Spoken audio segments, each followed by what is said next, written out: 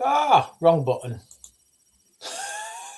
I'm pressing the wrong buttons. Good afternoon, ladies and gentlemen. Listen, welcome to the end, and I mean that with every sincerity. The end of everything we know it, because after this, there is absolutely no going back, ladies and gentlemen. Not an absolute swizzle. There is no going back. We are witnessing right now the absolute end of the world. So the end of the world as we know it. Now, a couple of things I'm going to talk about initially on this, and I've got like kind of two opening monologues to get through. The first of all is Donald Trump claiming that he wants to be involved in any negotiations in Iran. And he is, there will be no deal except unconditional surrender. Bit of pills to swallow, guys. And when you understand warfare, like I do, you now understand that what that means to the Iranians. To the Iranians, and look, guys, I am totally like 100% team West. I'm 100% men of the West, team West, whatever that may entail, for better or worse. When you tell someone unconditional surrender or nothing, what that equates to and what you can synonymize that with is literally death or glory.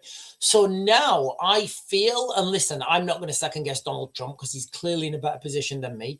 But what I would say is, if I said to someone unconditional surrender or nothing, then that would kind of mean like you fight till the end because there's nothing worth fighting for anymore.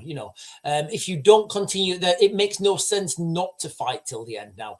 And then I'm going to jump on to the United Kingdom, guys, because if you live in the United Kingdom right now, we are in a absolute sorry state of affairs.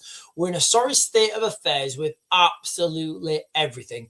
So I am going to be covering all these things today, guys. And listen, if you've got any questions, put them in the chat and I'll try to answer them as comprehensively as I can. And listen, if you're joining the live stream for the first time and you're like, oh, maybe Sean doesn't know what he's talking about. Remember, 2 years ago, I told you, I didn't predict, I told you when this Iran conflict would start. I tell you guys what's coming in the future. I expect nothing in return other than you look after yourself and you look after your families. So that kind of takes the effort, that kind of takes the strain off me. So let's talk with Donald Trump first, and let's unpack Donald Trump's latest bombshell from today. So straight from his Truth Social account, Donald Trump quoted, "There will be no deal with Iran except," and in capital letters, "unconditional surrender," in a post that has sent absolute shockwaves through global capital markets. Trump doubled down on the war's objectives, declaring that the United States will accept nothing less than Iran's complete surrender. Now, and I need to keep caveating this, right? I am definitely Team West, and if we was in like if we was in Star Wars, I would probably be part of the Empire. I'd probably be one of the Empire. They get sweet uniforms, right? However, I'm just giving you guys my objective opinion, okay? I'm telling you guys what I'm saying. Initially,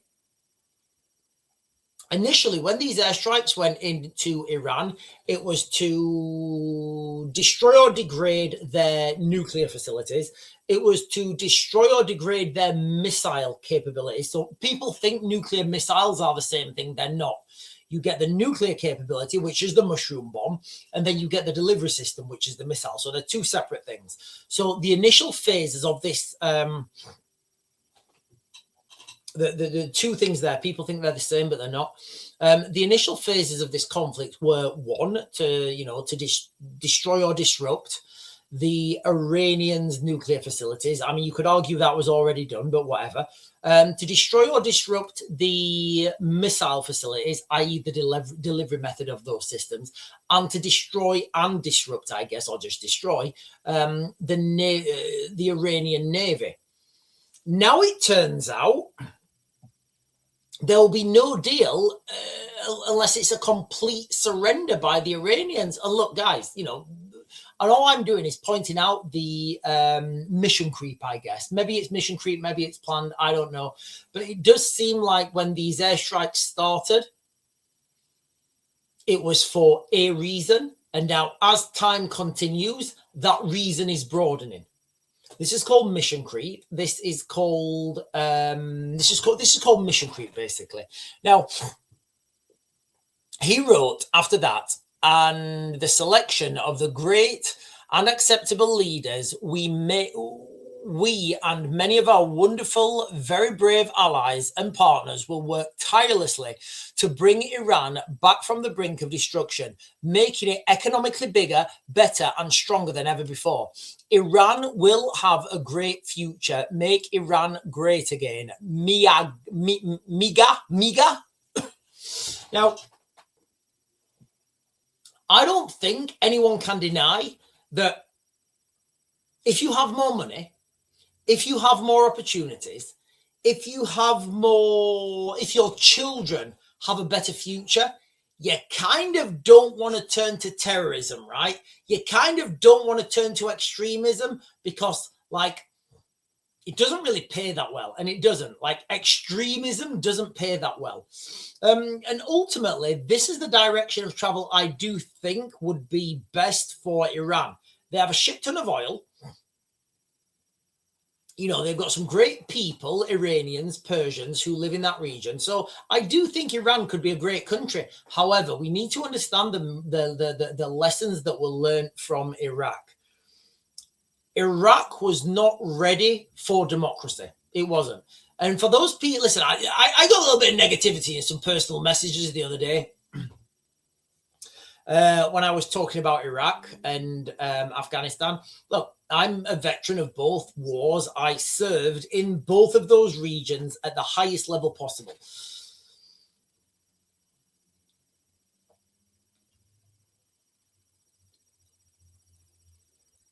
Iraq was, it was an unknown. Saddam was a bad man. His sons, Uday and Cusack, they were bad men. They did bad things to lots of people. But the Iraqis were not ready for democracy. They were just not ready. And I don't think Donald Trump is going to make that mistake again. I don't think the United States is going to make that mistake again. Now, this is not subtle diplomacy. It's maximalist demand for total submission. And listen, that's what you do in war. That is a war, ladies and gentlemen. When you start those bombs dropping, the time for diplomacy's failed. That is the ultimate option. Can you guys imagine, right? Can you guys imagine the Iranian embassy siege in 1980? Was it 80? Yeah.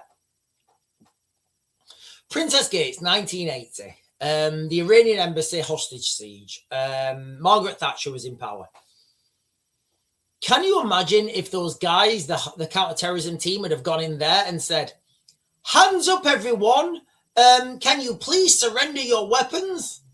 It would have been a disaster, right? Because diplomacy is over. The negotiations are over. The talk is over. It's time for action. And when the dust settles, whoever wins, they're the winner. And if you enter a negotiation and you don't have the strongest hand, if you're playing poker and you try and call someone's bluff and you don't have the strongest hand, guess what? It ain't going to end well for you. So sometimes you need to know when to hold them. And guess what? Sometimes you need to know when to fold them. So, you know, this isn't subtle diplomacy. It's Donald Trump's demand for submission. And I think he's absolutely right, because that's the direction of travel, right? Now, these are echoing terms imposed. They're basically surrender terms. Trump isn't ruling out any negotiated ceasefire, compromise, or face-saving exit for Tehran. Instead, he's conditioning an end to all hostilities on Iran's military and political leadership, fully yielding, followed by a US and allied hand-picked new acceptable supreme leader. The government one that presumably aligns with the American and Israeli interests, will end nuclear ambitions, dismantle proxy networks, Hezbollah, Houthis, potential sleeper cells in Europe, and open the door for economic reconstruction under Western terms. Now, whatever you think of that kind of doesn't matter unless you are a high-ranking diplomat and you've got diplomatic say. I would assume those people, the amount of people that are watching his live stream are, maybe less than 100. Now, Trump's post is a clear escalation from what set off as limited strikes on the nuclear missile producing capacity and naval facilities, has turned into unconditional surrender and a US vetted leadership. It rejects diplomacy in favor of decisive victory, which I would always agree, which I would always go with. I would always say you need decisive victory over diplomacy, because you can't, there's no such thing as diplomacy without, decisive victory. Betting that overwhelming force will force Iran's hand. Whether Iran bends or breaks or fights harder remains to be seen. But the human cost is mounting daily, with both civilian deaths and military deaths, energy chaos, and the very real risk of a wider war. Now, I was on a live stream now. I was on a group chat earlier, and I was talking to some of my friends in Ukraine. One of the guys was in Texas and another guy was in Canada. And we were talking about this conflict. Unanimously, we were all under the conclusion that the Iranians have not used their best weapons yet. We may be wrong. I don't think we are. I'm pretty convinced we're not. It's an absolute no-brainer. If the Iranians show resolve and they understand that they're in this for the long haul, the Iranians will have learned lessons from the Russians, from the conflict in Ukraine, to use initially your cheap £25,000 shahed, as the Americans call them. The Americans call them a shahed. They're not. They're shaheeds. Shahed drones. This will deplete Western air defenses. And I don't know if this is true, but somebody on the chat earlier said that a Patriot missile costs between 3 and 5 million. I was flabbergasted. I had no idea that was the cost. Again, earlier on the live stream, we were talking about the RAF pilot in the F-35. So this is how ridiculous it is, right?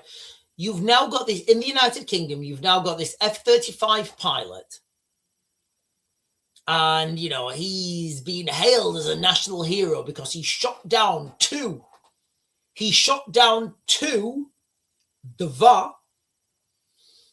Shahed drones that were over Jordan, I think. And he's been hailed as the first F-35 pilot with active kills in combat or whatever. And we did the maths earlier, right? The real winner in that little exchange there was the Iranians. Why? Because the Iranians, with £25,000 or $35,000 or whatever around about £25,000 if you want to exchange it. The Iranians with £25,000 as money, not weight, got the British to spend just shy of £1 million. Now, I'll give you the cost of that, okay? 1 times Shahed drone is about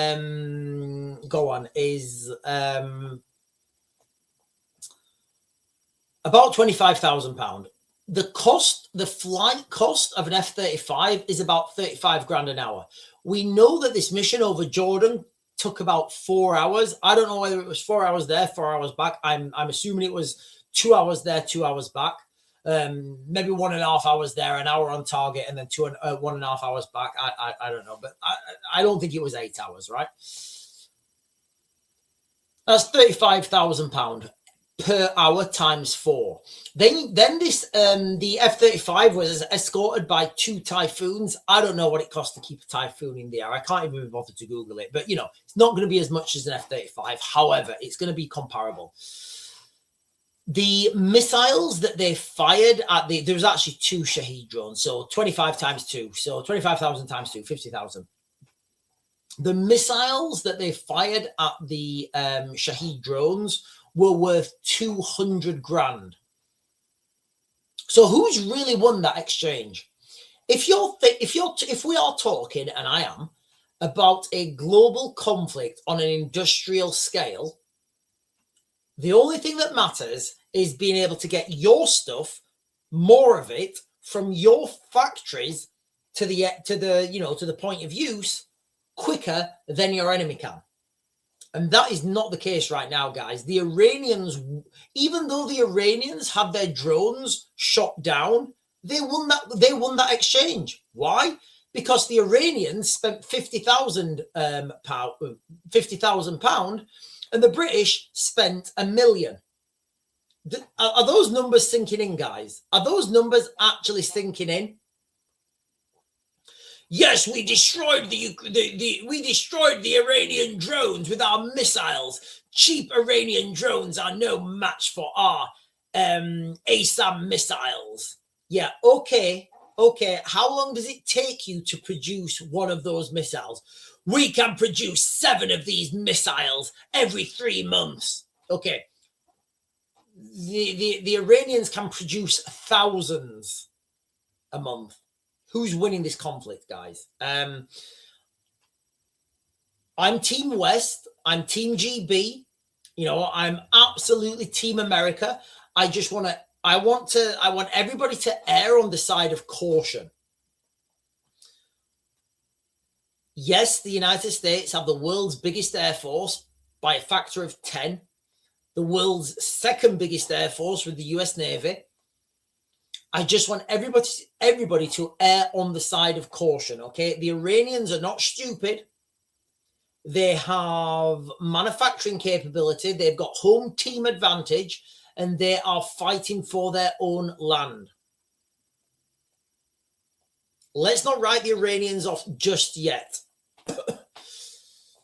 Because if there are no US boots on the ground without that technical capability, and the Azerbaijanis have to come down from the north, and the Kurdish have to come from the northeast, then it does look like it's going to be all out carnage and chaos. And guess what? We are already in the United Kingdom seeing Iranian migrants turn up on our shores. I don't even know how that's possible. I mean, these guys can move real fast, right? Airstrike, boom, right, Iranians are here. What? The airstrike only happened 6 hours ago. Yeah, we've got a million Iranians now. It does look to me like all these migrants, all these people fleeing war are going to come to the United Kingdom. I mean, why wouldn't they?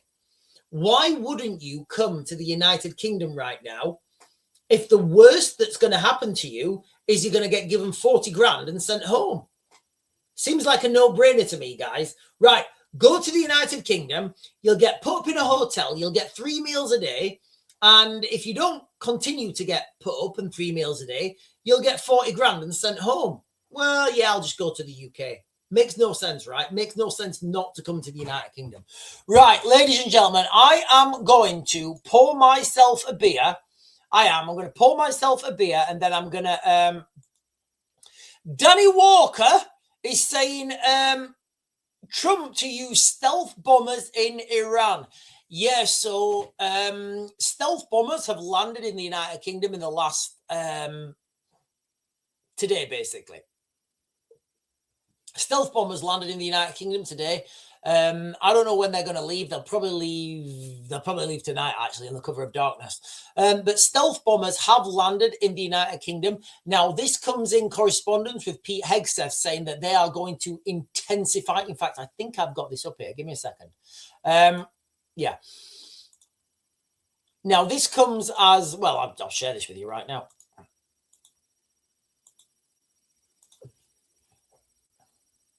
US stealth bombers land at UK base for the big one. Hegseth warns of a dramatic surge in attacks in Iran after Trump hints they could drop the mother of all bombs. Now, the mother of all bombs, the Moab, it's not nuclear. It's not nuclear, guys. It's Moab. It's the biggest bomb. It's the biggest yielding non-nuclear munition that's ever been. It's huge. Let me Google it actually. How big is the Moab? I think it's equivalent to a 1 kiloton nuclear weapon.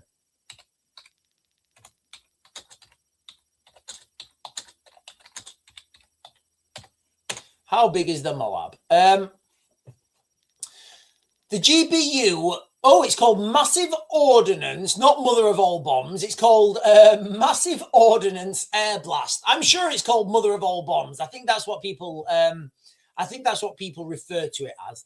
So the Mother of All Bombs, or the Moab, or the Massive Ordnance Air Blast, Moab, is a massive 30-foot long, which is 9, maybe 10 meters long, conventional bomb weighing approximately 10 ton. It has a diameter of just over a meter and carries over 18,000 pounds of explosives, creating a blast radius of about 1 mile in every direction. It's a BMF, guys. The Moab is an absolute BMF, as in big motherfucker. That it's comparable to it's comparable to a nuclear weapon. Right, guys. I'm just jumping to. In fact, I'm going to jump up and then I'm going to come down. Christendom Defender is saying B2B. Obliterate the Iranian deep state. Does that mean business to business or B2 bomber? Clarendon is saying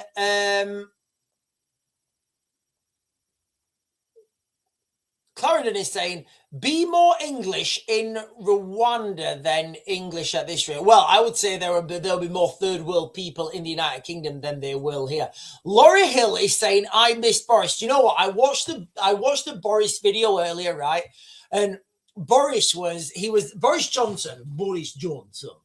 I don't know if you guys know this, but there is a Ukrainian rapper, and he released a song called Boris Johnson. Anyway, so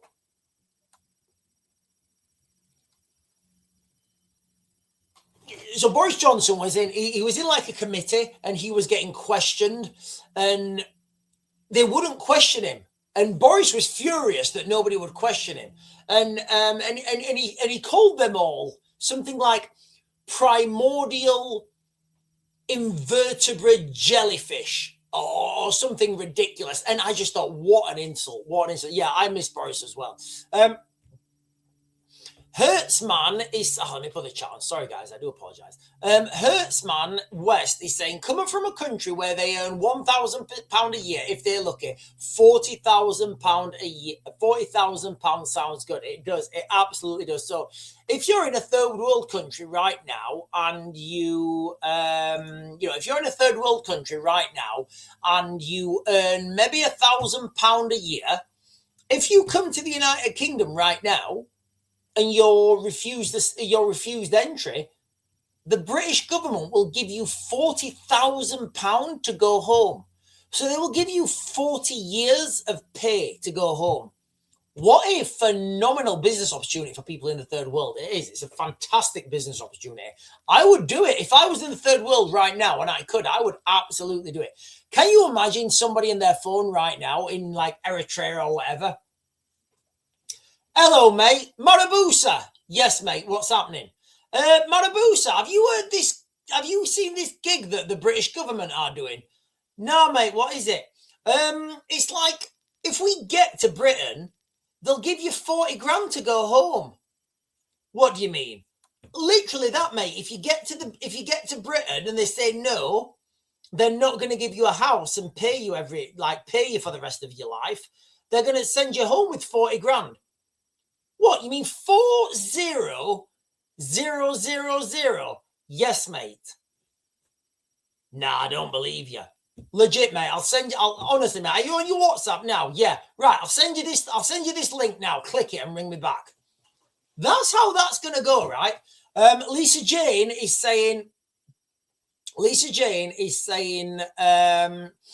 The Guardian 14 minutes ago, Cyprus raised doubts about the future of British base on the island after drone strike. Yeah. Okay, a couple of things on this, right? First of all, people need to stop being pussies, all right? It's like, I think they had like 1 drone strike or 2 drone strikes. When I was in Kiev in 2022, you could hear them coming in and it was shaking the windows. And as long as like you get under the bed covers and I think you're fine, you could actually smell the burning like burning buildings when you was in Kiev.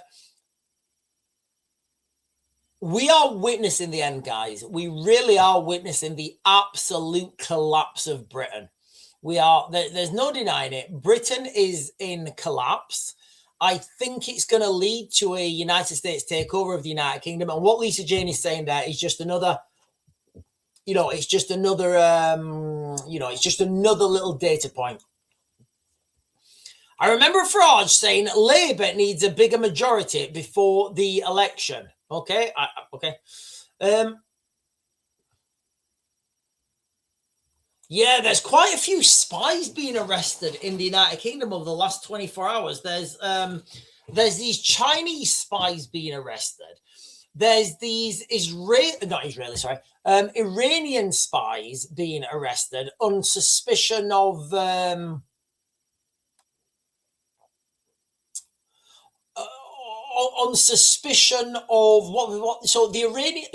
Iranian spies. Hang on, guys. Let me remember this. So there's been some four Iranian alleged for entertainment purposes. 4 Iranian men have been held on allegations of spying on Jewish communities. Now, what do you think they were spying on the Jewish communities for? Do you think they were just peeping at them? Oh, look at them. Look at those Jews. Yeah, what are they doing? They're having barbecue. Oh, God, is there any pork? No, there's no pork. Oh, it's just like beef and lamb. Like, what do you think they were doing?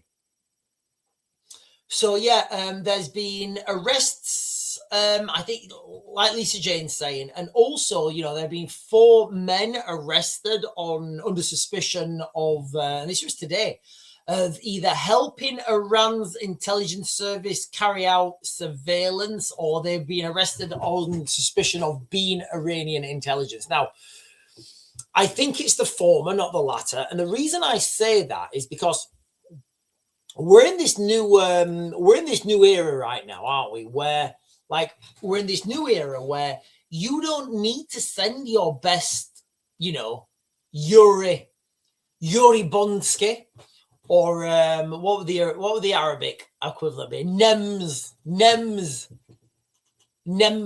Bondi. You don't need to send your best spy into that country anymore. You literally just pay people. You say, "Hello, mate. Do you want 100 quid? What do I need to do? Go and take pictures of this airbase. And you're going to give me 100 quid? Yeah. Literally just take pictures and send it to me in a text. Okay, and I get 100 quid. Yep, 100 quid a picture. Makes no sense to send spies anymore. So I do think this instance will have been paid gangs, criminal gangs, not actual sleeper cells. Right, listen, guys. There's loads of comments again. I'm literally just jumping down to the bottom. I'll get the bottom comments. What does this button do? Says, we have been hijacked. Labour only won because they wiped out thousands of elderly voters, and Farage split the remaining Tory vote for them. I don't think it was that simple. I think a lot of those elderly people would have voted for Labour. So when we talk about politics and elections, I think I need to throw out there that I was, the last election, I was standing as a PP, a prospective parliamentary a PPC, a prospective parliamentary candidate. So I was standing in the last election as a candidate on the last election. Now I resigned from Reform, but I did have a little bit of a nosy. I do understand how this thing works, and it's very dirty, guys. Like, the whole politics thing is very dirty. And every time I say that, I need to caveat this, right? When I was in Reform, Nigel Farage was not, all right? I've met Nigel. I will always say this. I really will, guys. I will always say this. I've met Nigel Farage. I think he's a great guy. I might be wrong. I think he's a great guy. I've only met him once. I'm not best friends with him or anything. I've met him once. He's a good guy. He's very intelligent. He's very articulate, and he's very charismatic. So before we talk about politics, I do need to throw that in there just to qualify my statements. I agree. The United Kingdom has been absolutely hijacked, infiltrated. We've been colonized. We've been subverted. All these things are true. I don't think people were going to vote for. I think the Tories were done anyway. I mean, you had so much bad stuff over I think only like was it only 30% of the electorate voted as well? And like, you can't have a system like that.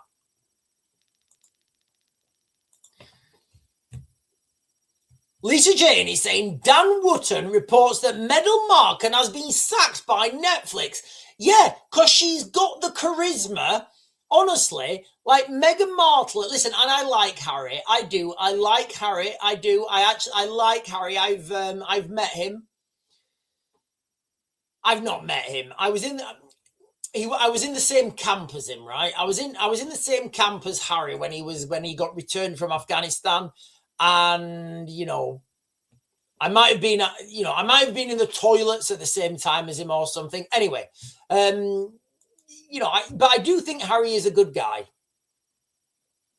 But Harry and Meghan together, they have the absolute charisma of Harry and Meghan have the absolute charisma between them of a cardboard box. And I mean, no disrespect. And I'm just being realistic. They don't have that charisma or that pull factor. Absolutely zero. They don't have it. Meghan doesn't have the X factor.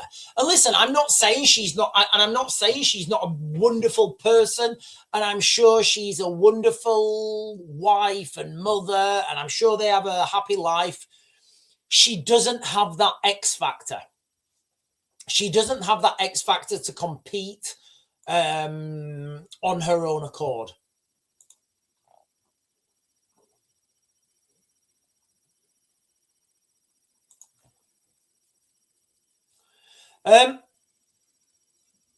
Gerald is saying, if leading rabbis hadn't been pushing for open borders for decades, Europe would ironically be much safer for Jews and Europeans. Oh, that's a controversial statement, Gerald of Riviera.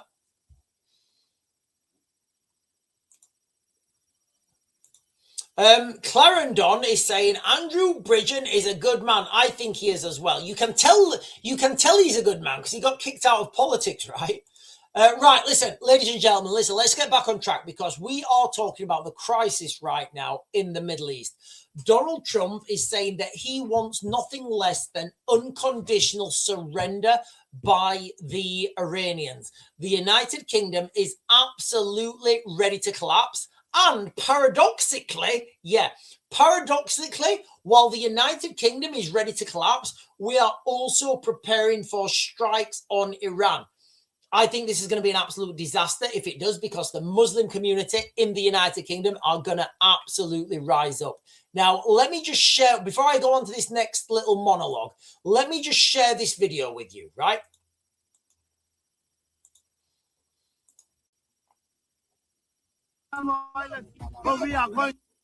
So we love Ahmed Yaqub. We do. We love Ahmed Yaqub.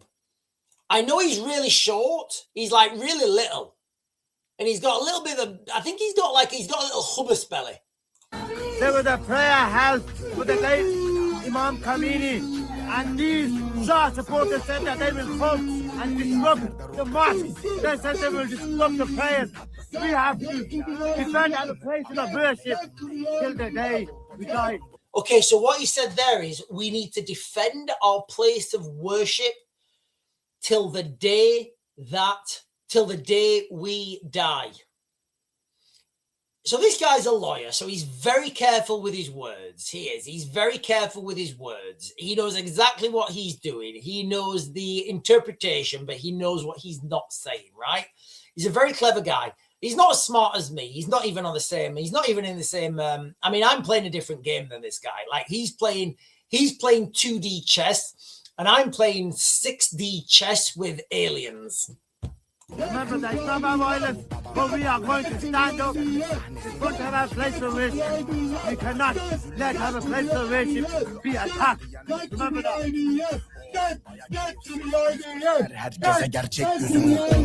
So they're chanting there, look. You guys can see that on the screen, right? Death to the IDF.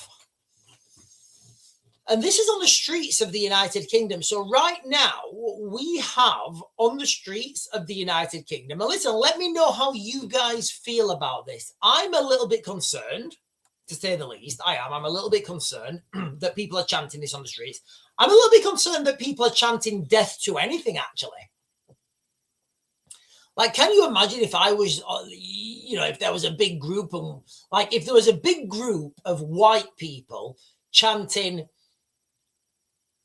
death to, I don't know, whatever the, whatever the comparable opposite would be. I think there'd be a little bit of a police response. But anyway, there is clearly no police response here. Now, listen, everybody's free for their own opinion and everybody's free to do whatever they want. And if we have a civil war from it, so be it. And I do think that's the way we're going. But when you consider this, right, Khmelnytsky, or whatever his name is, sorry, there's a place, right, in Ukraine called Khmelnytsky. It's like central, but a little bit, it's like western central Ukraine, if that makes sense. Khmelnytsky, and it sounds like the Khmelnytsky. So I when I see the word, I want to say Khmelnytsky, but I know it's not Khmelnytsky. Some great little restaurants there. I spent a couple of months there. Anyway, big US, there was a big US base there. So Khmelnytsky, whatever his name is. So when people are in support of Khmelnytsky, they must naturally be in support of taking 30,000 of their own people to the candy shop, right? That must be all right on for those people. They must be like, yeah, if the supreme leader Starmer says that 30,000 people need to go to the candy shop, we're all down with that. As long as it's, not our people. And this is what I don't get. There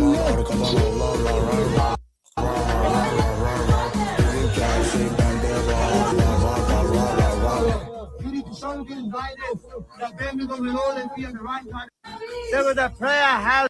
Anyway, we love him. We don't. I will share that video again. Now, the reason I shared that video then before I talk a little bit is because, excuse me. The reason I shared that video is because what I want to do is I want to kind of like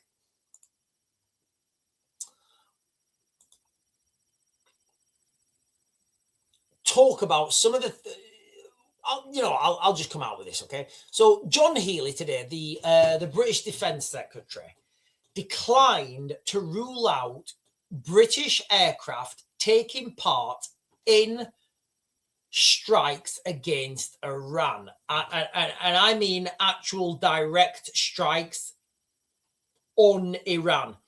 First of all, as much as I'm Team West, I'm Team GMB, I'm Team America. This serves absolutely no purpose. All this is going to do, maybe it needs to happen.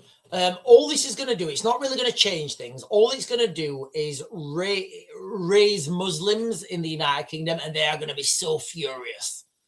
Can you imagine the video I just shared with you guys? Can you imagine how angry those people will be? If like RAF Typhoons or F-30. I mean, we saw it, didn't we, the other day when last year when so RAF Bryce Norton, one of the biggest RAF bases in the country, it was infiltrated, and they had like £100 million worth of damage done by a kid on an electric scooter. He couldn't even run, right? He couldn't even run. He was on an electric scooter.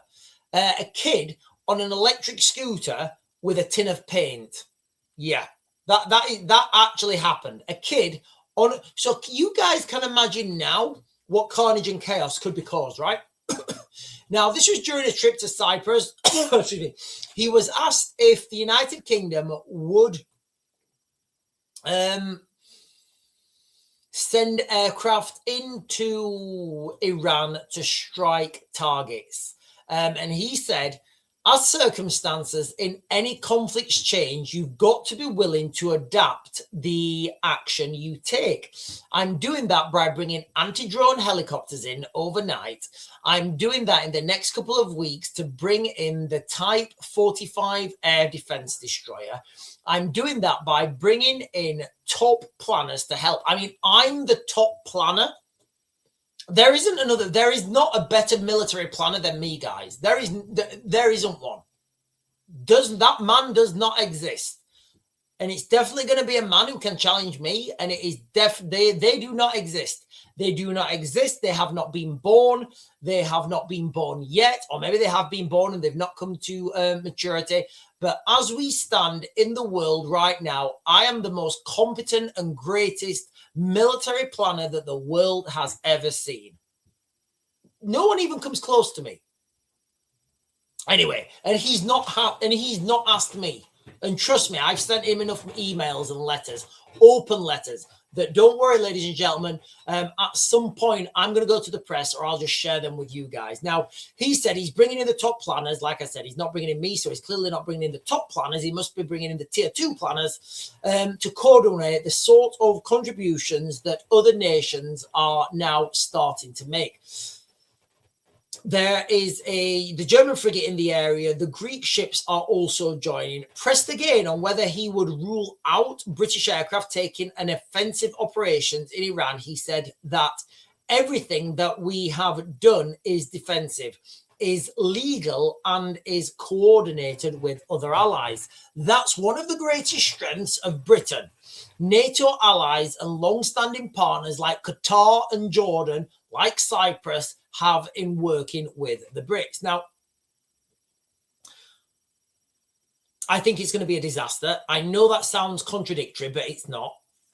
Britain, we're about to fight a war in Ukraine. Let's not forget that. Let's not forget that the war in Ukraine. In fact, let me get a beer, guys. Let me have a beer. Has anyone else got a beer? So I've got my keg. This is my new batch of beer. Beautifully chilled. Can you? Oh, I know you guys can't feel that, but that is beautifully chilled. Right. Let me just have a.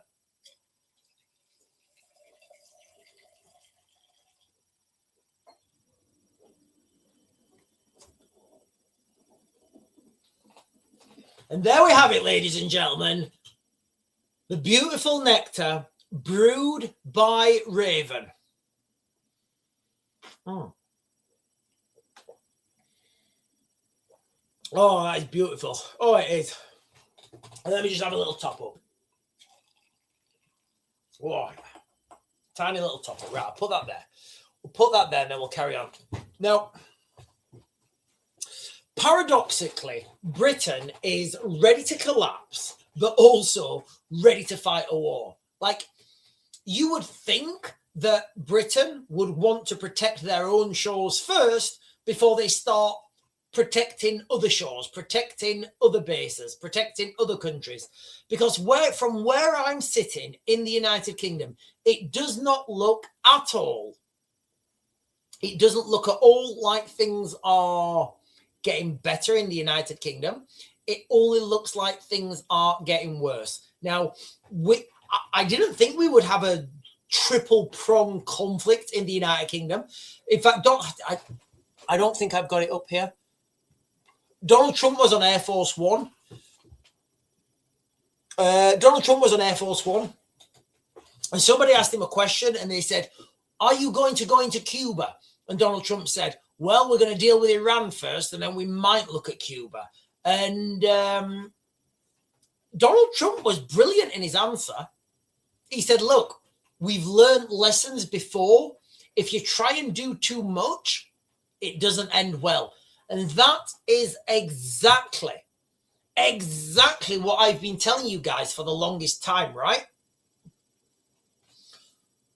That's why you're seeing this divergence. That's why you're seeing this fake news where Britain and America are splitting up. Britain and America are not splitting up. Britain and America are both preparing for a United States takeover. And I think, I've thought about this quite a while, and I think that the way Britain will become American, I think I'm not 100% on this yet, guys, but I do think it will be a military coup. I do. I think it will be a military coup. I know that sounds absolutely insane, right? That sounds absolutely crazy. It sounds so wild, like, what? A military coup in Britain? Not a chance. Well, I've worked for Uncle Sam. I have. I enjoy working for Uncle Sam. I've worked in the highest echelons of the British military, and I can confirm that there's no difference between the British, those high echelons. There's no difference in operating between the British military and the American military. US Delta Force have, British SF guys on exchange, and they are then Delta Force, so they are doing the jobs with Delta Force, but they're British. Likewise, Americans are embedded with British Special Forces, and they are not Americans, they are British Special Forces. And that's one of the ways around it. You can, you can say, America was not involved in this operation. Britain was not involved in this operation.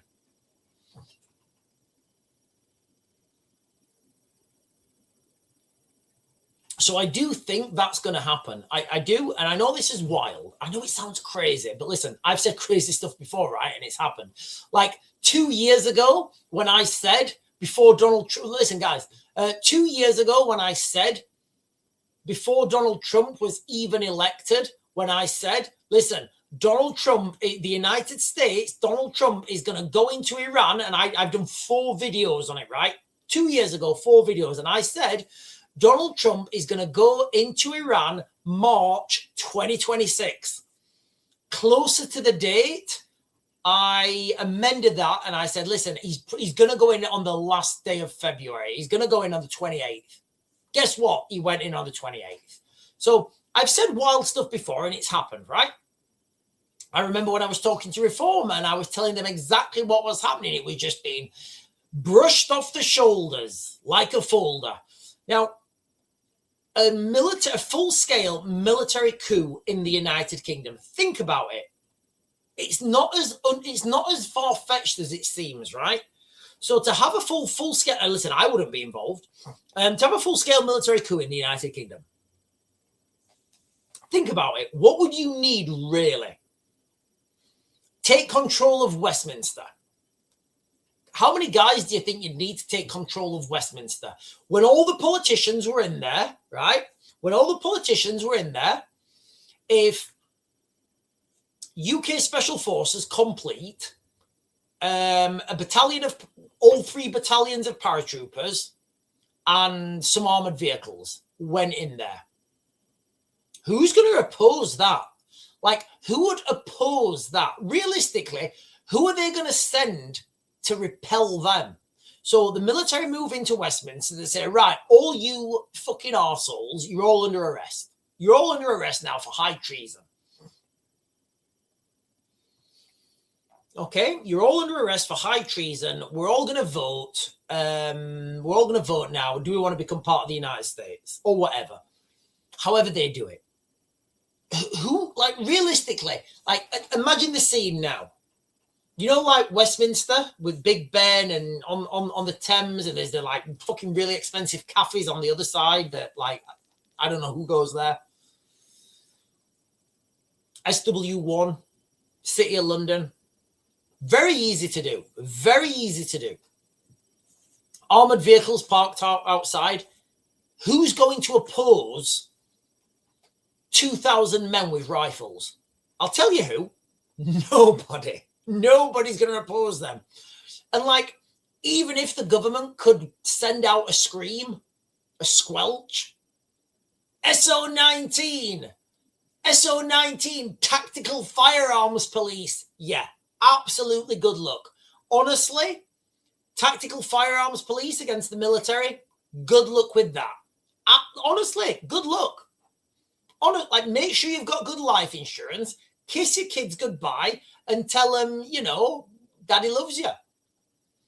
Like, for context, the tactical firearms units in the police, they get, like, I don't know. It's something ridiculous, like 300 rounds a year to practice with for their training. 300 rounds. I used to fire maybe 10,000 rounds a day. That was me. One person, 10,000 rounds, firing 10,000 rounds at different targets, different locations. That's 7.62 long. Then you're looking at 5.56. Then maybe, 9mm. So, like, who's got the most experience in these conflicts? The police are there to police. The military are there to enforce whatever they want to enforce, really. So right now, I am thinking that the way that the United Kingdom is going to become part of the United States is through a military coup. Right, let me jump onto the chat, guys, and then I'm going to jump onto the chat, and then I've got some more videos.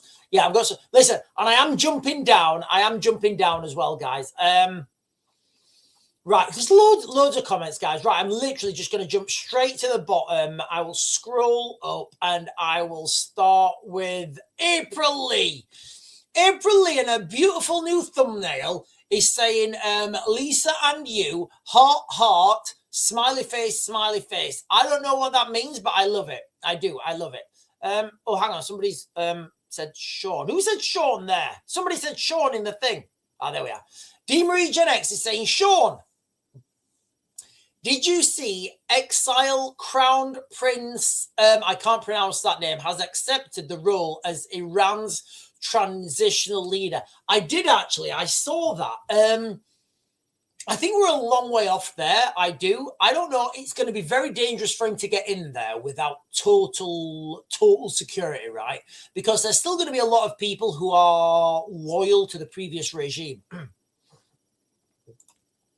Christine Chambers is saying, "I believe that, Sean." Yeah, that's what I think. That's how I think is going to happen to the United Kingdom. I think we're ready for a military coup. Malky Irv is saying, "Fired 10,000 rounds, but only hit one target." Well, that'd be lucky. I mean, normally I'm drunk when I'm shooting, and listen, there's nothing wrong with drunk shooting. I used to be in the machine guns platoon, right? So you would take 10,000 to shoot 10,000 rounds in a machine gun in a day is nothing.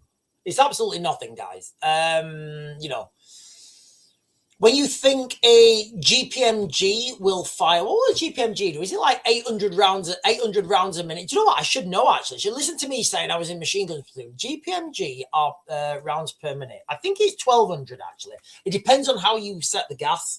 GPMG RPM. Jesus Christ, that's not right. GPMG rounds.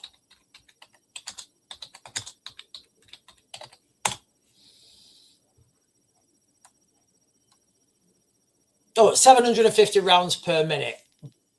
It depends how you set the gas. I think that's wrong. I think that's wrong. I absolutely think 750 rounds is wrong. It is wrong. It is wrong. I just outsmarted artificial intelligence, guys. I did. I just outsmarted AI, right? Yes, it is absolutely wrong. The GPMG generally ranges between 800 and 1200 rounds per minute. What did I say? What did I say? Depends how you set the gas. But when you think, you know, like 1,000 rounds per minute, which is not the maximum rate you can fire a GPMG at, that's 10 minutes, right? That's literally 10 minutes shooting for 10 minutes, which we did a lot more than that.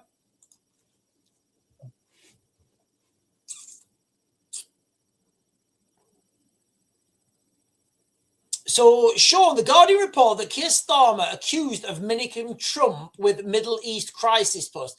Have you seen that? It's so embarrassing. I'm so embarrassed. So Trump's done this. Not Trump, sorry. Starmer's done.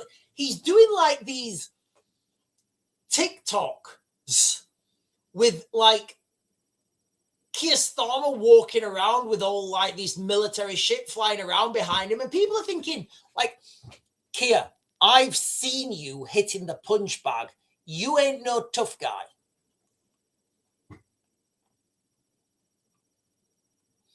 Oh, Four Paws is saying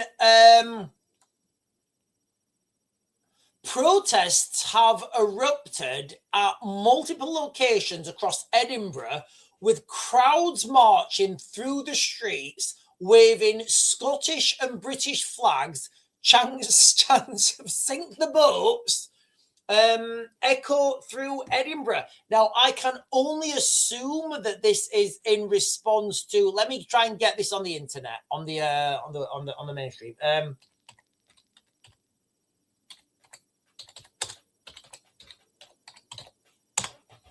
It might not be on the.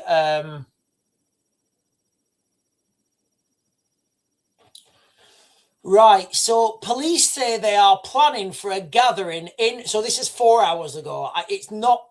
Okay, so it's just come up on. It will be on X, but let me just read this. So police are preparing for protest after the Calder's murder bids. Police emergency services were called to Calden Gardens around 8:30. Yeah, we know that. So look, for those of you guys who don't know, maybe you're not in the United Kingdom. Maybe if you're in the United Kingdom, you absolutely know what I was talking about.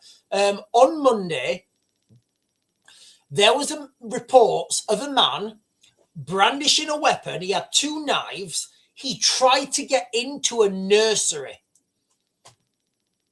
Say that to yourselves, guys. A man with 2 sharp, pointy things tried to get into a nursery. He couldn't get into the nursery. I don't know what happened. He couldn't get into the nursery. So then he went into a shop and he went stabby and attacked 2 people who are both being sentenced to hospital. You, we, I, everyone can understand how differently that could have gone, right? Literally, how differently that could have gone if they'd have gone into, if he'd have made it into that, if that man, the man, had have made it into that nursery. Can you imagine where we would be right now in the United Kingdom? And it terrifies me. It really does. And one thing that is prominent to me is none of these attackers, this is how cowardly these people are. This is how cowardly they are. We know what type of people I'm talking about, right? This is how cowardly they are. They won't, and I'm not saying that they should, I'm just saying, they won't try and attack a secondary school because they've got all the comp kids, right? And all the 50ers would run. Listen, there was a guy once, right, who broke into our school. I don't even know if I should say this. Do you know what? I'll say it. Yeah, it actually happened. I'm not lying. I'm telling you the truth. my school, when I was like in the 90s, somebody broke into the school and they were threatening the kids with a hammer, right? Do you know what happened to him? The PE teachers ran out. All the fifth year boys that were doing PE ran out. I actually spoke to the guy maybe like 20 years later. I said, no way, that was you? He said, yeah. And this is what the guy with the hammer told me, right? He was down, he was addicted to drugs, and, you know, again, everybody's circumstances. He's really cleaned himself up. He said he tried cutting through the school and somebody told him not to, and he had a hammer because he was a drug guy, and he threatened the kid with a hammer. He said, nobody's going to do anything to me. They're only teachers. Anyway, he said he couldn't believe the savage beating that he got by the PE teachers and the fifth year boys. He said, listen, you know, I've been addicted to drugs for a long time. I've had lots of beatings. He said he's never had a beating like the beating that he had by the PE teachers and the fifth year boys. Never. So these people who try and break into nursery schools where the children, beautiful little innocent children running around, you know, running around learning about colors and numbers and trees and doing the thing with the blanket, and one of them are running and they're laughing. That's what we are facing in the United Kingdom. That's what we are facing right now in the United Kingdom. Right, I'm just looking out. Yeah, right, okay, right. I'll share this video with you guys. Thank you, 4Paws. So from 4Paws, I'm going to share this video with you guys right now. This is from the last. Let me share this.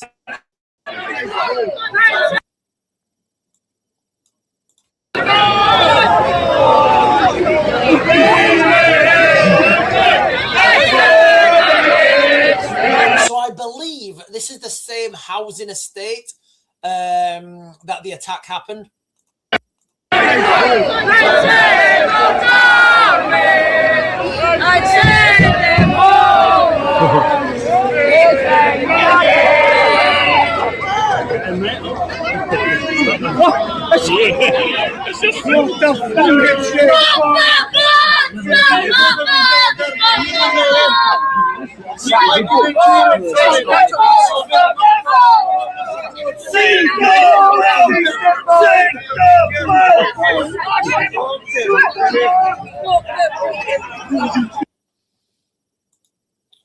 So it does look like there's protests have. Oh god, there's another video here actually. Sorry, hang on.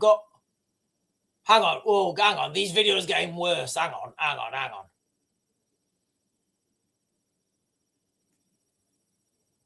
Right, let me share this because there's a few. Let me share this, guys, because these videos are getting worse.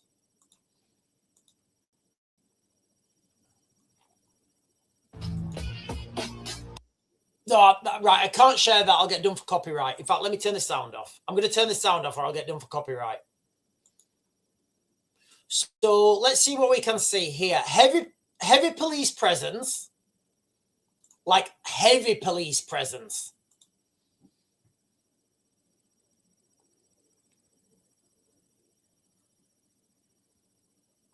Okay, if you guys can see, I don't know if you guys can see there. Can you see? Okay, so if you guys look at the officers, right? I know the footage is not the best, but if you guys look at the officers, like as you're looking at them, their left, or sorry, as you're looking at them, your left or their right on their right hand leg, that's their riot helmet. Now, the reason they've got their helmet there is because these are all riot-trained police and they are in a low posture. Now, what that means is their shields and everything are in the back of the van, because anyone can, you can go grab a shield. A shield isn't specific to you, but the helmets, that will have your call sign on the back. So for command and control, you need the helmet on the back, because when you've got a helmet on and a visor down, nobody can see who's who. So you need to see your call sign or whatever on the back of your helmet. So that's why the officers keep their helmets with them. So these officers are, absolutely ready to go.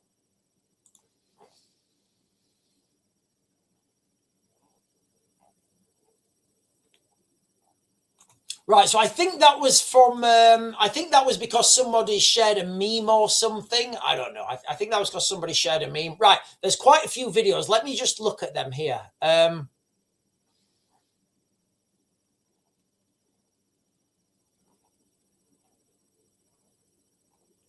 I've got this. Right, let me share this one. Hang on, give me a sec. Right, it's gone crack. It has absolutely gone crackers in Edinburgh, guys. Let me share this one.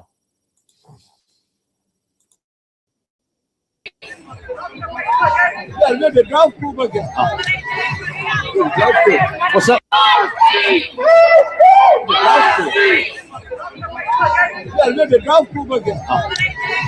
So what do you think? Do you think this, I don't know, do you guys think that this, do you think migration's working? Do you think it's working in the United Kingdom? Do you think people are happy with it? Oh, hang on a minute. Tommy Robinson shared one as well. Let me throw this up there for you guys as well. So this is what Tommy Robinson shared 11 minutes ago.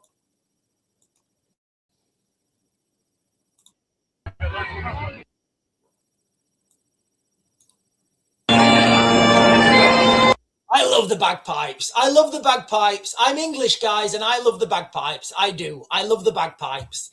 I do. I love the bagpipes. Aye, the pipes.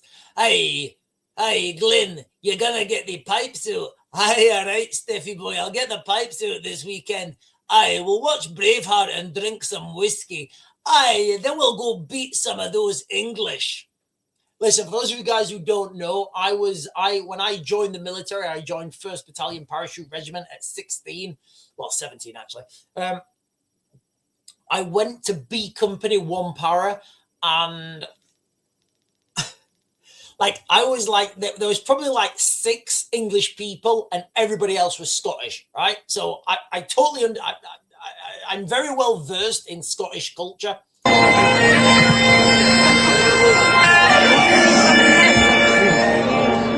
I want to go over there and sit over this side.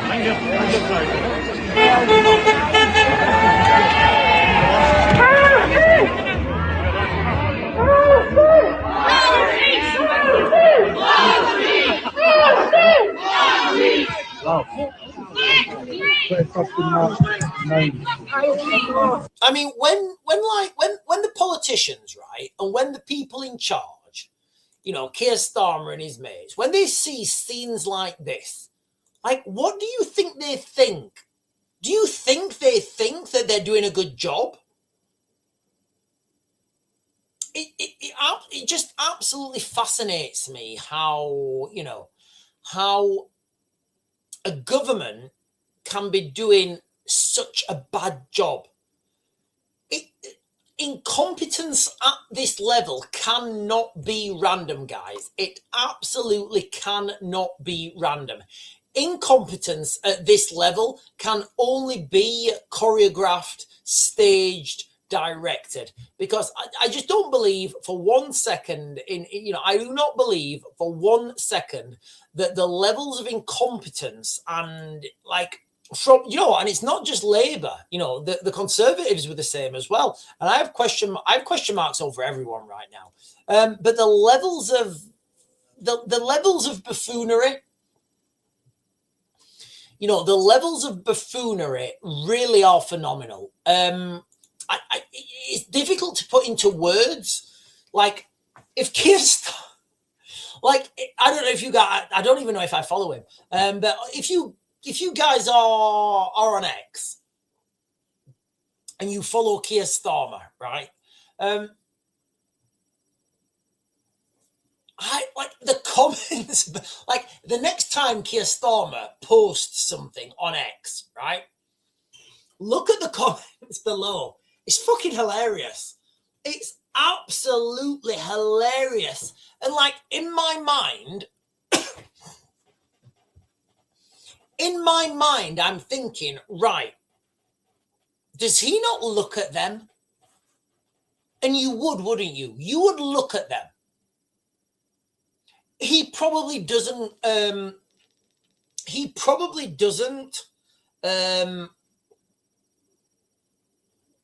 run his own X profile or whatever.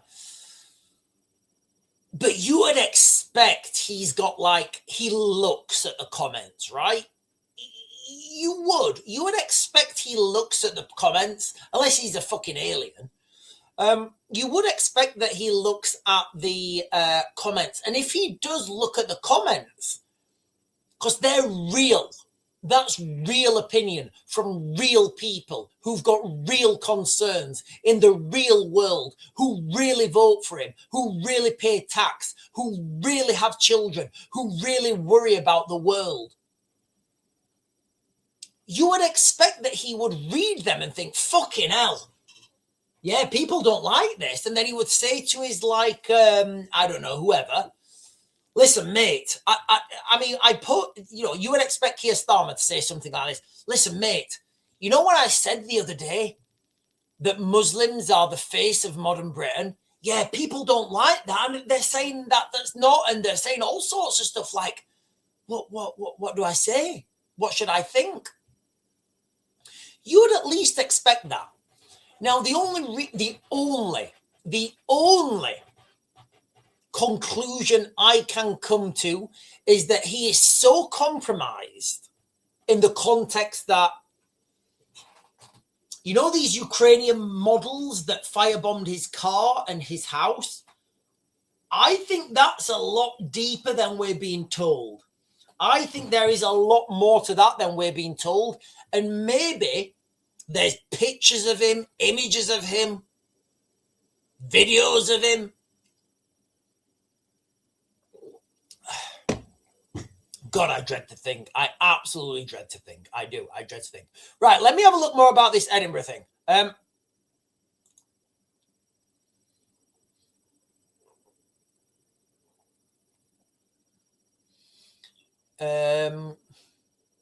We've got 1 minute ago. The Scottish are out in numbers tonight, demanding the removal of invaders dumped in their communities. Right, there's another video. Right, one more video. This is going to be the last video, guys. This is going to be the last video I share on this, and then I'll, I know I keep saying that.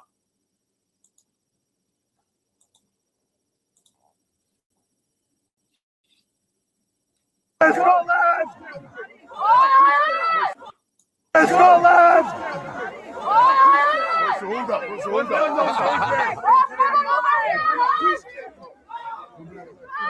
Why do you not? We are being restricted. Get this Why track is on, our come on! movement being restricted?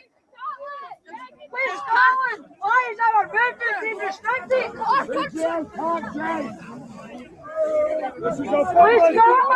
Where's our anthem?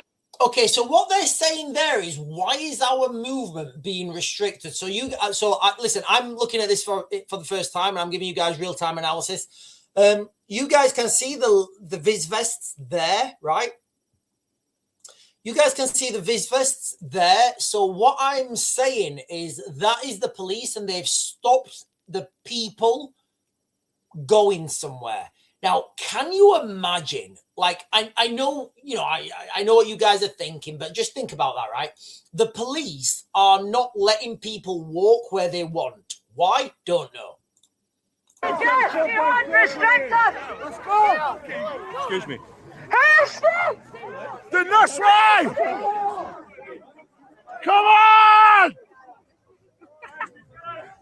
People are so fucking frustrated, guys. People are so frustrated. People are so frustrated. Frustrated with everything. Frustrated with everything.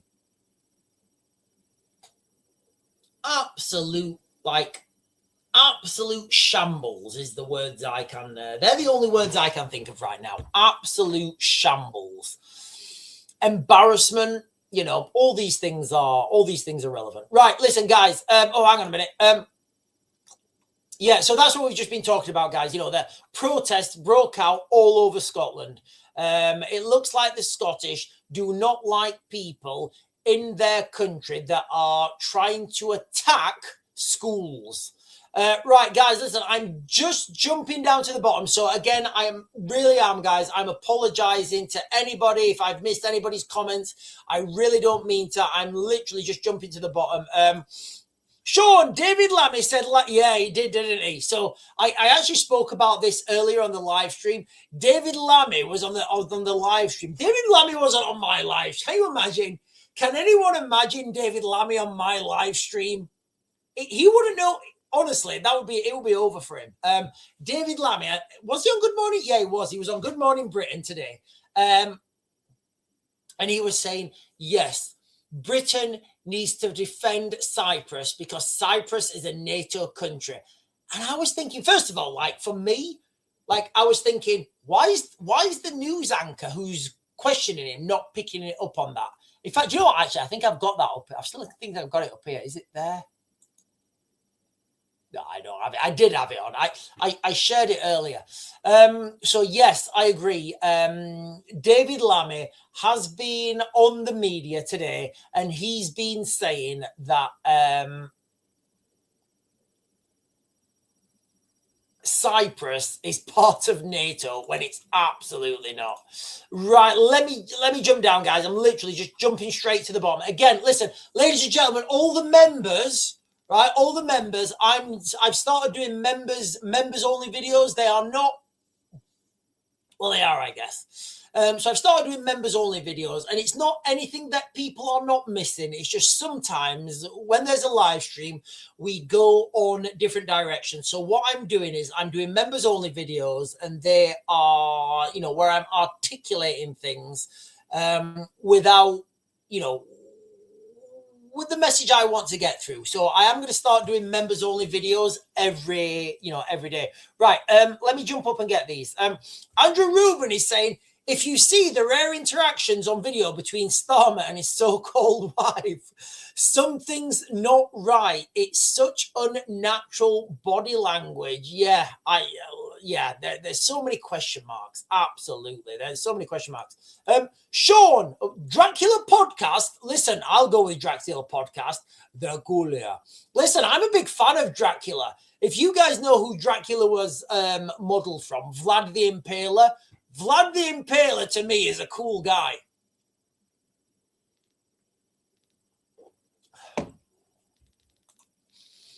Sean, don't you know about the Rabbi?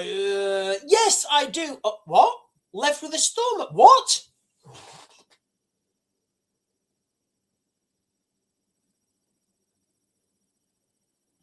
Do you mean Starmer bag? Or store? Do you mean like one of those? Right. Tracy McKibben, you're going to have to give me more to that. Tracy McKibben, you can't just throw that out there. Tracy McKibben, right? First of all, I love you. You're fantastic. You're beautiful. You're amazing. I need more information than that. So, a Ukrainian rent boy, Labour politician, and a Stormer bag. Like, I need more context. I literally need more context to this. Tracy McKibben, if you're still on the live stream, can you please give more information? Because I really need more information to that.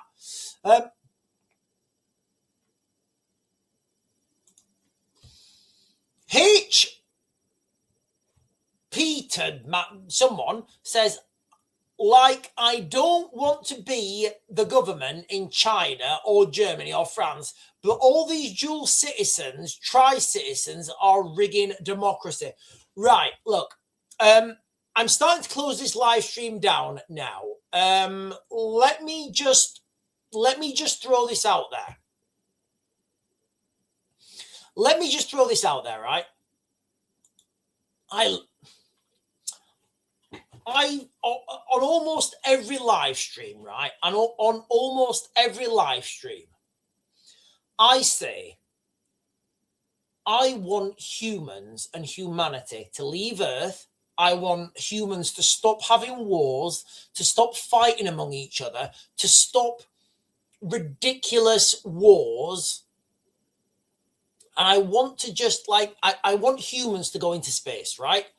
And when I saw this video earlier of China, my mouth was just wide open.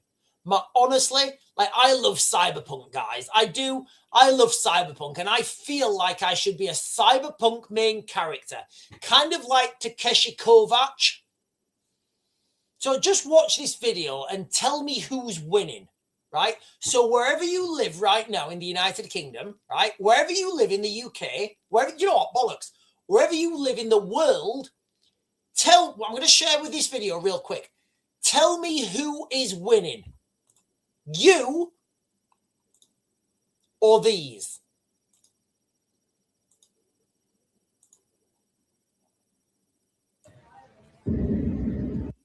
So this is a Japanese guy, and he went to China to see if China was as technologically advanced as people say it is. Honestly, guys, I know this is off topic, but I love Cyberpunk. You know, Altered Carbon. I love Altered Carbon, Neuromancer, Philip K. Dick. I love that stuff. Blade Runner. I totally love that genre, and I feel that humanity should be there now, but we're not. However, we may be. So this is China. Now, your opinions are your own. I've never been to China. I may have to go to China. I will say this, though, before I share this video. I had a friend who went to Beijing. He was Scottish as well. I knew him in one para. He was B Company. And I said, what was it like in China, mate? He said, right, Sean, I just got back from Beijing. It's fucking brilliant. But I said, what do you mean? He said, mate, like everything, it's like fucking 100 years in the future. I said, what do you mean? He just, mate, I can't explain. Like, you go and get fucking noodles, and they give you these fucking noodles in these little fucking plastic cups you've never even seen. You know, and like, he's obviously Scottish. You know, so he was saying like a couple of years ago that he went to Beijing and it was beautiful. It was fantastic. He had a great time. It was so far advanced to what people have here in the West. And that goes to reason, right? Here in the West, we are spending all our money on migrants, war, and benefits. We're fucked. We're absolutely fucked. The Chinese are spending all their money, allegedly, on themselves. And I think that's how it should be. So let me share this video with you guys. So walking home at night in China be like #Takeshi Kovacs. And I love this cyberpunk shit, guys. I do. I'm total cyberpunk freak. As you can tell by the lighting, #CyberRaven.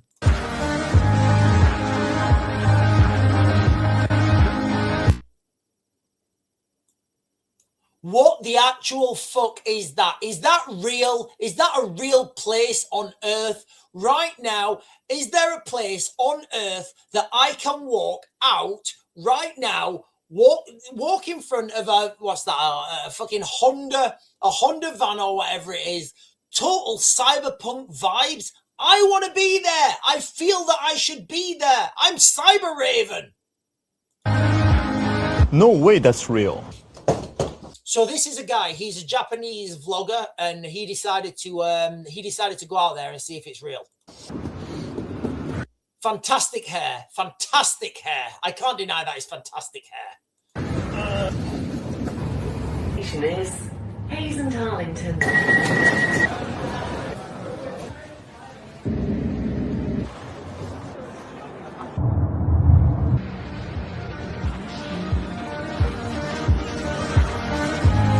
Holy fucking shit, it's real. Like, where do you want to live, guys? Where do you want to live?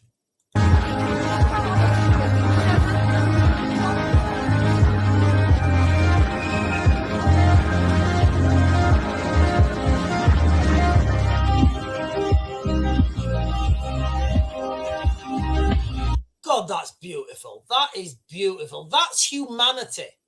That's humans building shit for that's humans building shit for themselves.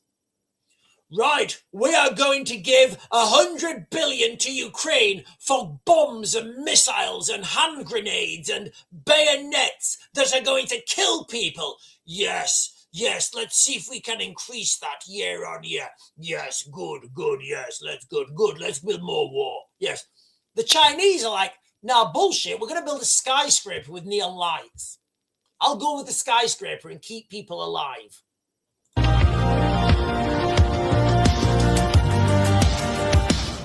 Look, they've got fucking a man, they've got a cyberpunk man walking on cyberpunk green on the side of a cyberpunk building. God, and this music's awesome. Right, I'm gonna play this and I'm gonna go back so we can all appreciate this cyberpunk rift.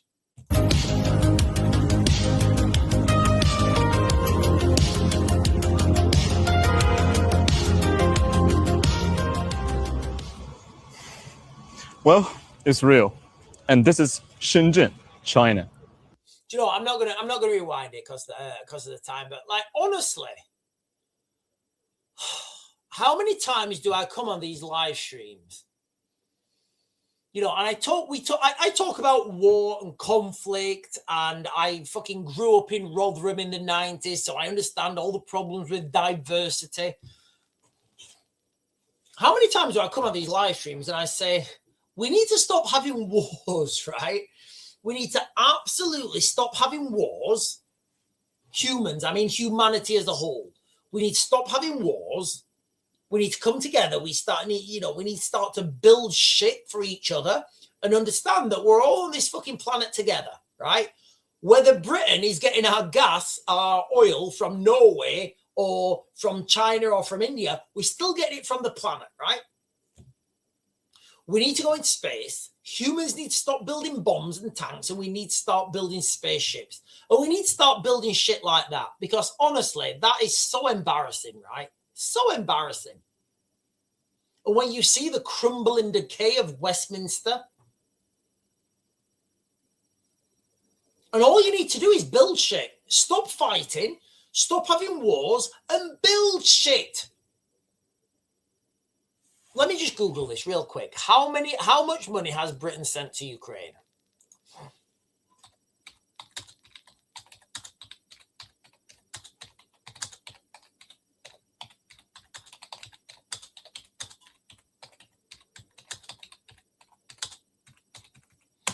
How much money has Britain sent to Ukraine since 2022? 21 billion in support since February 2022. Right. So,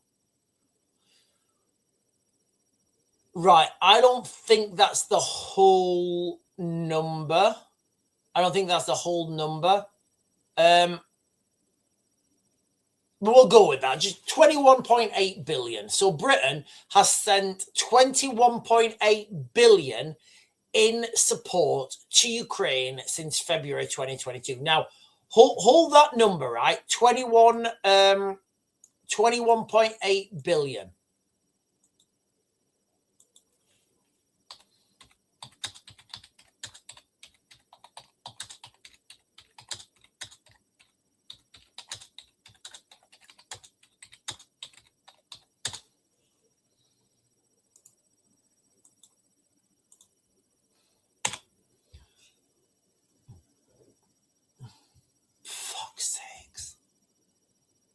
So I just asked AI. So Britain has sent 21.8 billion in aid to Ukraine, right? And I just asked AI, and I get it, guys. There's going to be more to it than this. I just asked AI, with 21.8 billion, how many houses could you build in the United Kingdom? And AI said between 70 110,000 homes in the UK based on projected 2026 construction costs. Estimate assumes a blend of 3 and 4 bedroom houses. Right, let me ask another question. How many homeless are in the UK?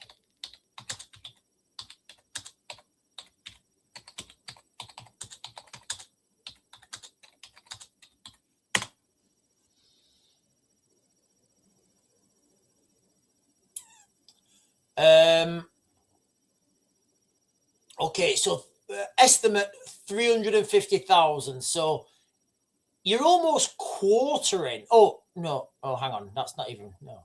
Or in temporary accommodation. Right. So that doesn't make sense. Right.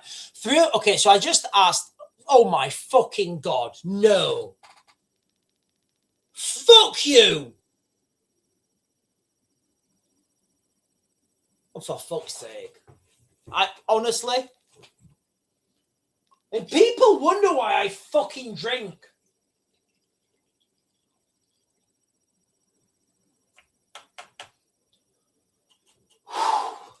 Right.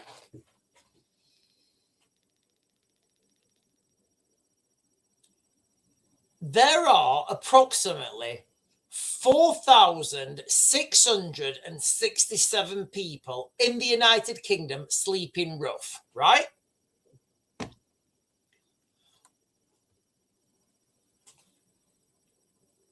$4,667 people in the United Kingdom sleeping rough.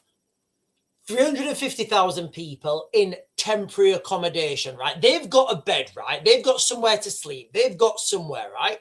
Let's go with that. 4,667, right?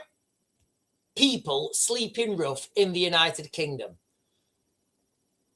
With the 21.8 billion that Britain have sent in support to Ukraine since February 2022, Britain could build 70,000 to 110,000 homes in the United Kingdom.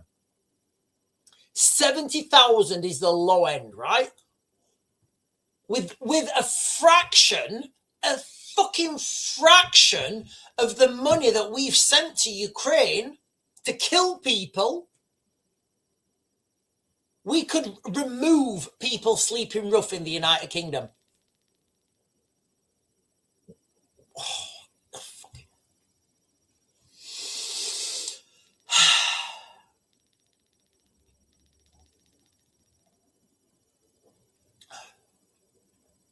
Youth homelessness. An estimated 123,000 young people aged 16 to 24 faced or were at risk of homelessness. So these are the people who are struggling in the United Kingdom between April 24 and March 25. So 123,000 people, right? If you double them up, that's 60,000. You can give them homes as well. You can give them homes as well. Honestly, I feel myself becoming radicalized. The more I look at and the more I do these live streams with you guys, I really do. I feel myself become absolutely radicalized. I do. It's fucking phenomenal. Right, listen, ladies and gentlemen, right? I am going to close this down. I'm going to close this down. You guys are fantastic. You guys are beautiful.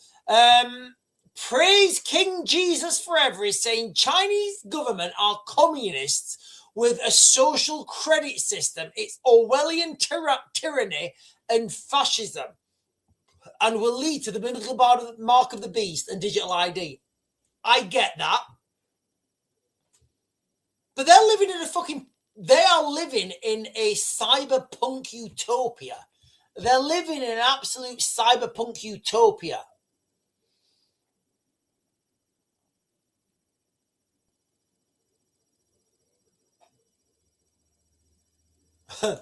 Louise is saying, are you being programmed, Sean? Maybe I am being programmed, right? I'm looking at the numbers. Listen, and let me just throw this out there, right? I am totally pro-West. I'm Team GB. I'm Team America. I've got friends who I consider family who live in Ukraine, and I will never say anything bad about them. Humans need to stop having wars, and they need to start doing things for each other. You know, ultimately, that's what we need to stop doing. Stop and start doing. Anyway, ladies and gentlemen, I am going to close this down, guys. You guys are fantastic, as always. I'll be back on this live stream. I diddly will at 8 o'clock, 10 o'clock in the morning. I will, and I'll be doing more videos for you guys. I'm going to really ramp this videos up, guys, because there's so much happening in the world. We've got the war in Iran. We've got the war in Ukraine. We've got the war on the streets in the United Kingdom. And yes, we have still got the threat of an alien invasion. And I don't say that lightly because I do genuinely think that is on its way. Anyway, right, guys, it's well past my bedtime. And I bid you all good night. I'll see you in the morning. 10 o'clock, do not be late.